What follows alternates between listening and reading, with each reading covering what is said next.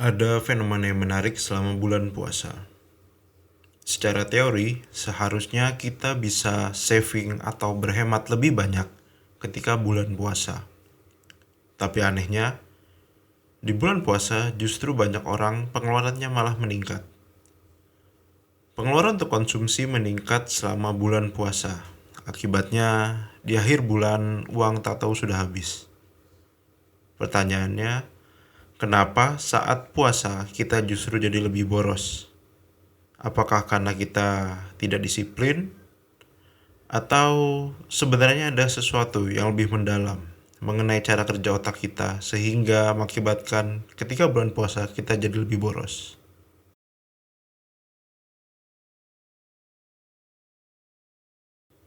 Fenomena kenaikan pengeluaran ini bukan hanya terjadi di segelintir orang. Data dari Badan Pusat Statistik menunjukkan bahwa setiap menjelang bulan Ramadan, inflasi makanan selalu meningkat. Pada bulan Maret 2025, yang merupakan bulan puasa, inflasi bulan Maret adalah sebesar 1,96%.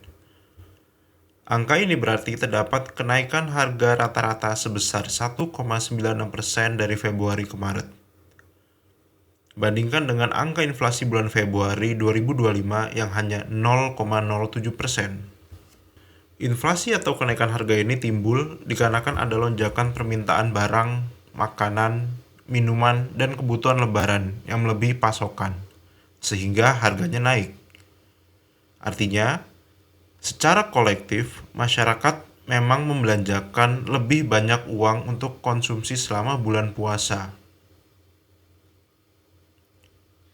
Teorinya, kita berpuasa, makan lebih sedikit.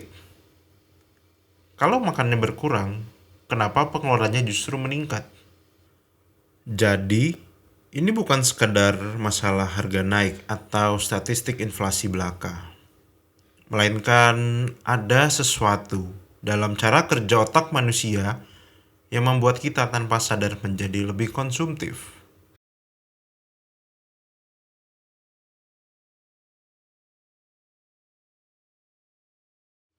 Terdapat beberapa kesalahan berpikir yang menjadi penyebab kita lebih konsumtif selama bulan puasa. Yang pertama, presence bias. Ketika kita berpuasa, tubuh dan otak kita berada dalam kondisi lapar. Ketika lapar, kontrol diri atau self-control kita menurun. Dan dorongan untuk mencari kepuasan instan saat berbuka semakin besar. Keyword di sini adalah kepuasan instan. Akibatnya, ketika kita berpuasa, ada kecenderungan untuk membeli makanan lebih banyak dari yang sebenarnya kita butuhkan.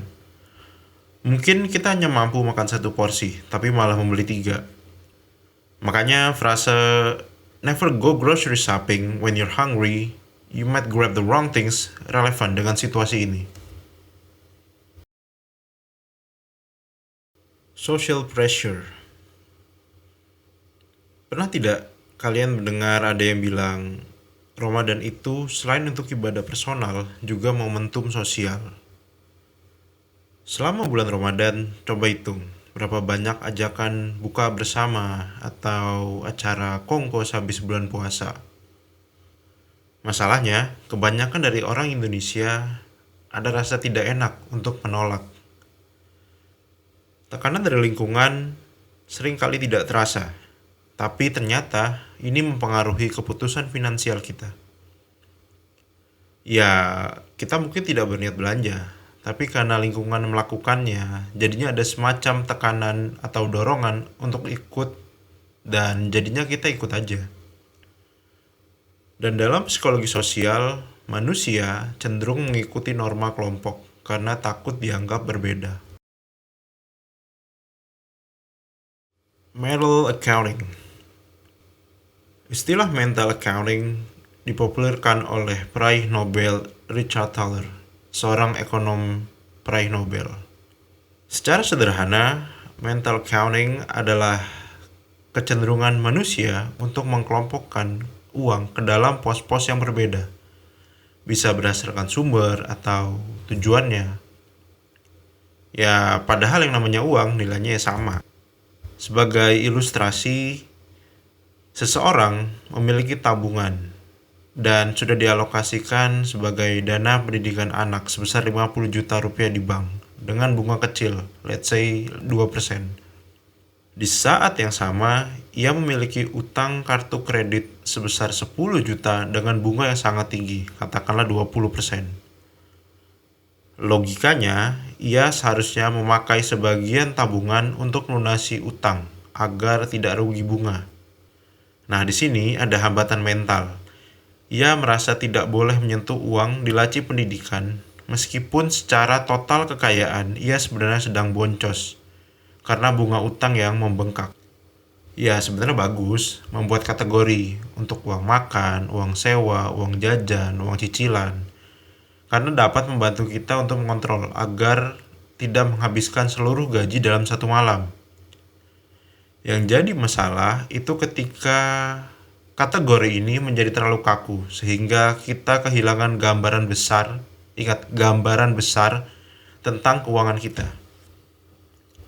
Nah, konteksnya dengan bulan puasa adalah banyak orang memisahkan gaji bulanan dengan THR mereka.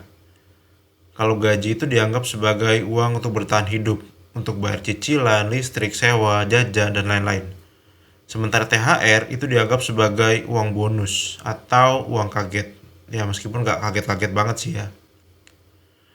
Logika yang salah adalah karena kita menganggap THR itu uang bonus, kita merasa sah-sah saja untuk menghabiskan uangnya dengan cepat. Padahal, jika THR itu ditabung atau digunakan untuk melunasi utang misalnya, posisi finansial kita akan jauh lebih sehat dan lebih kuat.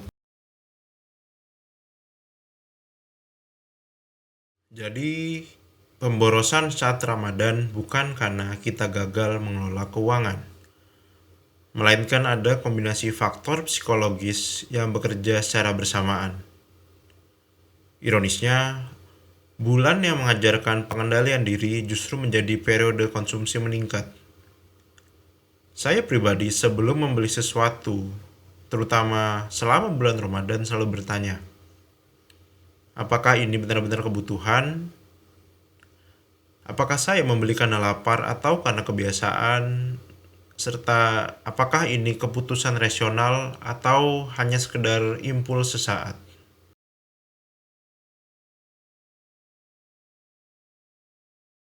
Ramadan bukan hanya tentang menahan lapar dan dahaga, tapi juga kesempatan untuk melatih kesadaran dalam setiap keputusan yang di dalamnya juga termasuk keputusan finansial. Yang kita kendalikan bukan hanya nafsu makan, tapi juga nafsu konsumsi. Alright guys, thank you sudah mendengarkan sampai habis. You guys are rock.